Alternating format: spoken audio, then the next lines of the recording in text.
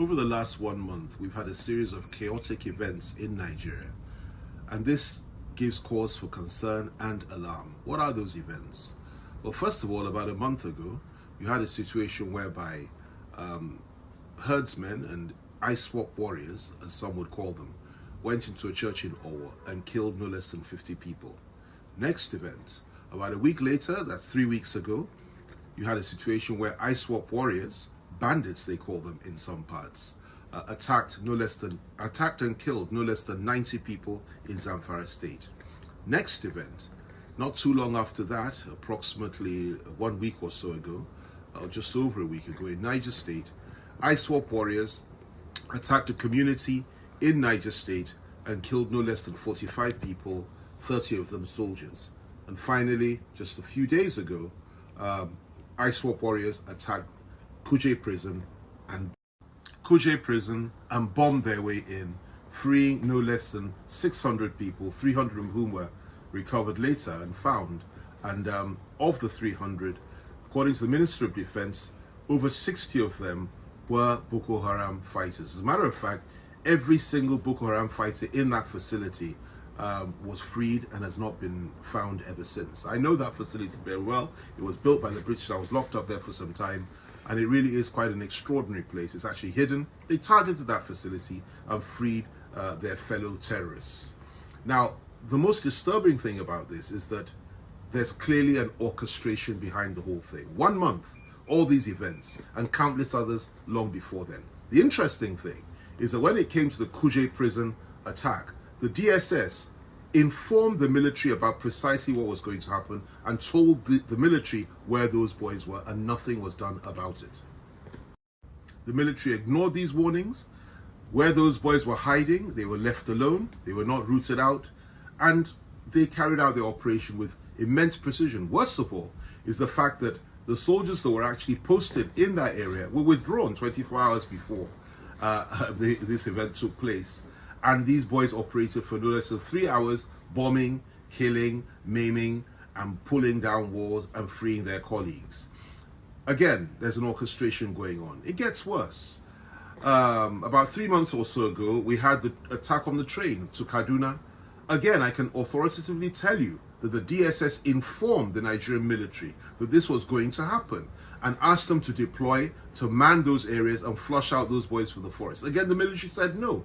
And the question that needs to be answered is, why is it that the military refused to do their duty? Why is it that they don't do anything? In the case of Niger State, when those people were killed, when those people and those soldiers were killed in Niger State, nothing was done. The military offered no response after their own soldiers had been murdered, after their own soldiers had been slaughtered in this way. So what's going on in Nigeria? Well, in my view, like I said earlier, there is an orchestration. I think it has an international dimension. Most of these fighters are actually non-Nigerians. Most of these people come from outside Nigeria. They're very well armed as our military, if not better. They're very courageous, they're highly motivated, and they're very, very brave. So we need to find out precisely who is behind all this, what is happening, and what's the objective. My view is that the objective is to ensure that we have chaos in this country.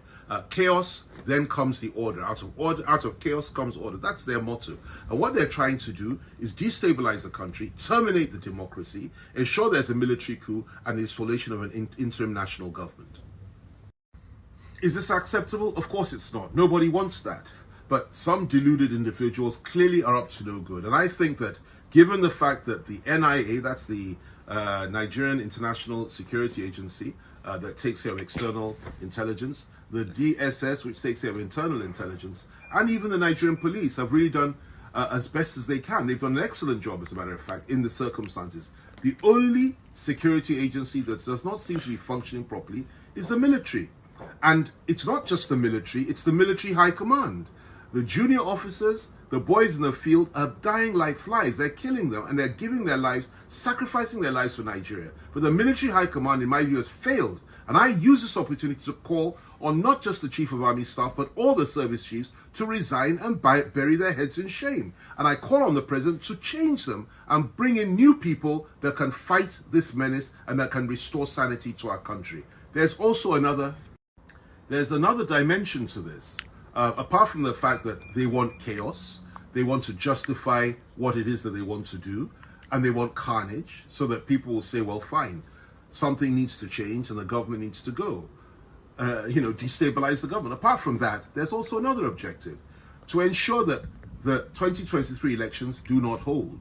Where you have chaos and where you have fighting, you cannot have an election. That is another objective. Now, if the election does hold, what they will do is that either during or after the election, as an aftermath of that, there'll be all kinds of contrived violent acts all over the country, in which the whole thing will then ensure that everything is stopped, the whole thing is destabilized, discredited, and we are back to square one. Somebody and some people from inside and outside Nigeria, international collaborators and their people inside this country, are working towards destabilizing us and destroying us and pulling down this government. And we are all focused on 2023. We've taken our eye off the ball. All we're talking about now is who will win the primary, or who will win the presidential election in 2023, or who won the primaries a few weeks back, and which party we support, which candidate we support, whether it is Atiku, whether it's Bola Tinubu, whether it is Peter Obi or Kwakwanso or whoever or whatever. That's what we're talking about. We've taken our eye off the ball. Meanwhile, our country is burning, our soldiers are being slaughtered, our policemen, our DSS agents and NI agents are being killed in the field, and our government has not done anything about it. We need to do a lot more. This government and this country presently are targets and victims of a well-orchestrated conspiracy to destroy us and humiliate us and bring us to our knees and create chaos in our country. And I believe strongly the globalists that are responsible for Ukraine are the ones that are responsible for this as well. We need to be careful. We need to pray. We need to work it out. And the government and the president have to sit up, open their eyes, smell coffee, grab the bull by the horns and do something. The military has failed. The president needs to remove the military hierarchy. The president needs to grip this matter and act with strength and with power. I suspect strongly that he really does not even know what is going on, because those around him have not properly briefed him or informed him. And I'm asking everybody to try to share this video and get it across to him. He needs to open his eyes. He needs to work harder. He needs to collaborate better with the governors who are doing their very best. Many of them are very frustrated with this situation. And he needs to identify those that are behind this evil conspiracy to destroy our country and bring us all to our knees. May God guide us. May God be with us. And let's speak and fight with courage. And let's move forward. Let Nigeria live. And let this democracy survive. Amen.